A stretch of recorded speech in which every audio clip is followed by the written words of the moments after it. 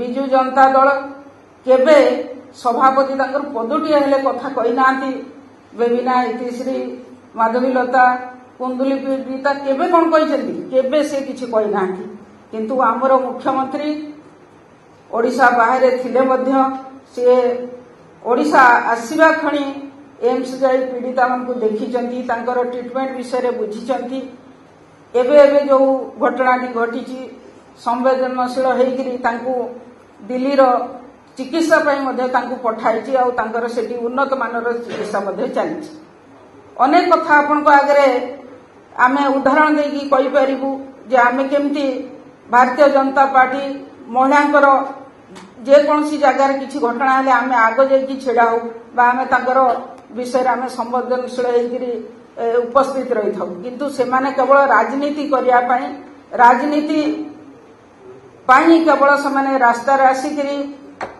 आपनकर लोकसभा भवन हो बा आपनकर ओडिशा बंद हो जहा किछि करिचंती सेथिरे केवल राजस्व हानि करिवा छडा आ किछि आपण मान को आगरे ए सांबादिक सम्मेलनी विषय रे अवगत करिया पूर्व किछि दिन धरिकरी राज्य रास्ता रे आपण मान को सामना रे कांग्रेस विजु जनता दल रो विभिन्न इश्यू नहीं करी विशेषकर महिला मानकर दुष्कर्म को नहीं करी राज्य रास्ता को ओह्लौचंती किंतु मु आज एठी आपण मान को आगरे कहबा को चाहे भारतीय जनता पार्टी ओडिशा रो सरकार महिला मान को प्रति समर्पित सरकार ए सरकार महिला मानकर प्रत्येक कथारे संवेदनशील प्रत्येक इश्यू रे सचेतन अच्छी तेणु आज जो कुंभीर कांदणा कांदुचंती राज्य रास्ता रे आसिकरी गोटे पर गोटे इश्यू को लेकिन से जो उठे किंतु दुखर सहित मत ये कहया पड़ुछि आपण मान को आगे विगत दिन रे आपण देखिथिबे कांग्रेस रो छात्र नेता गिरफ हेले से विरुद्ध रे पदुटिए मध्य तांको राज्य सभापति किंबा केंद्र रु आसीथिबा तांकर नेता किछि दिन तळे आसी एई भुवनेश्वर गर्जिकी जाइथिबा नेता पदुटिए मध्य कहले नाही आज भारतीय जनता पार्टी पचारुची काईकि समाने एबे नीरव रहिछन्ती सेही परि भाबरे 2 दिन तळे नीलगिरी रु आम ये भुवनेश्वर कॉर्पोरेटर अमरेश जेना जे गिरफ हेले तांको विषय मध्य कोनोसी संवेदनशील तांको सभापति विजु जनता दलर नेता नवीन पट्टनायक पदटी मध्य कहू नांती किंतु आज आमे तांको जणाई देबाकू चाहूचु विगत दिन आपण माने देखिथिबे विजु जनता दल सरकार 24 वर्ष भितरे अनेक घटना घटी आपण मान पाखरे से घटना गुड़िक गोटे गोटे सब अच्छी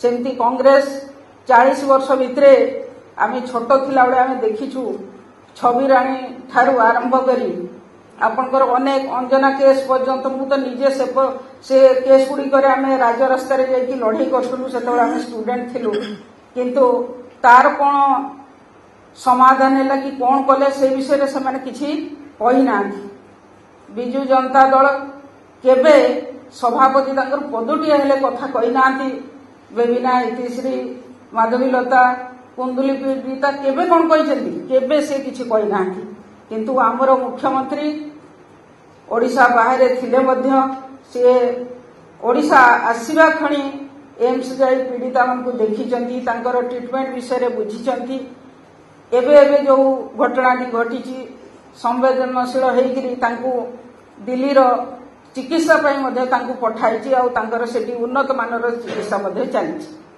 अनेक कथा आपन को आगरे आमे उदाहरण देकी कहि परिबु जे आमे केमती भारतीय जनता पार्टी महिलांकर जे कोनसी जगार किछि घटना हेले आमे आगो जेकी छेड़ा हो बा आमे तांकर विषय आमे संवेदनशील होइकरी उपस्थित रही था किंतु सेमाने केवल राजनीति करिया पई राजनीति पाई केवल सेमाने रास्ता रे आसिकरी आपनकर लोकसभा भवन हो बा आपनकर ओडिशा बंद हो ଯାହା କିଛି କରିଛନ୍ତି ସେଥିରେ କେବଳ ରାଜସ୍ୱ ହାନି କରିବା ଛଡା ଆଉ କିଛି ଆଉ ସେମାନେ କରିନାହାନ୍ତି।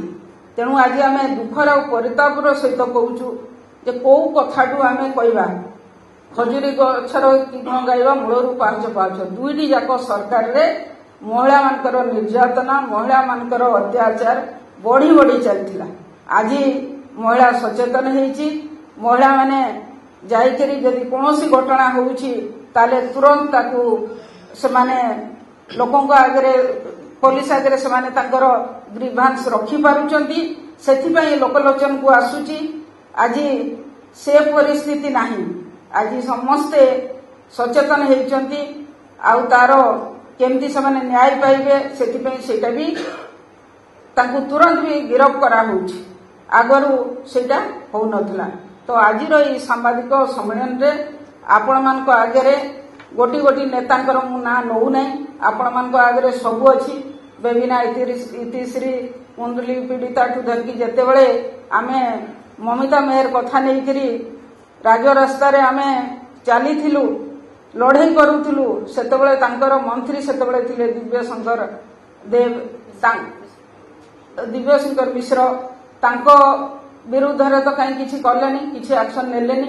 ଆଗରୁ ଜିରୋ ଟଲରାନ୍ସରେ ତାଙ୍କୁ ବିଦା କରାହେଉଥିଲା ଅନ୍ୟ ମନ୍ତ୍ରୀମାନଙ୍କୁ, ତାଙ୍କ ବିରୁଦ୍ଧରେ ତ କିଛି ଆକ୍ସନ ନେଲେନି। ସେମିତି ଆପଣଙ୍କର ପରୀ କେସରେ ଆମେ ନୟାଗଡ଼ ପର୍ଯ୍ୟନ୍ତ ଚାଲି ଚାଲିକି ଯାଇଛୁ, ସେ ନ୍ୟାୟ ପାଇଁ ଦାବି କରିଛୁ। ଲଗାତାର ଆମେ ପ୍ରତ୍ୟେକ ଦିନ 7-8 କିଲୋମିଟର ପଦଯାତ୍ରା କରିଛୁ, କିନ୍ତୁ ଅରୁଣ ସାହୁ ବିରୋଧରେ କିଛି ବି ସେମାନେ କଲେନି। ତେଣୁ ଏମିତି ଅନେକ ଘଟଣା ଅଛି। ଆଜି ଖାଲି କୁମ୍ଭୀର କାଙ୍ଗଣା କାନ୍ଦି ସେମାନେ ଆଜି ପ୍ରୋଟେଷ୍ଟ କରୁଛନ୍ତି, କିନ୍ତୁ ତାର କିଛି ମୂଲ୍ୟ ନାହିଁ। ତେଣୁ ଆଜି ଆପଣମାନଙ୍କ ମାଧ୍ୟମରେ ଆଜି ଭାରତୀୟ ଜନତା ପାର୍ଟି ଆପଣମାନଙ୍କ ଆଗରେ ରଖୁଛି, ତାଙ୍କୁ ସଦ୍ବୁଦ୍ଧି ଦିଅନ୍ତୁ।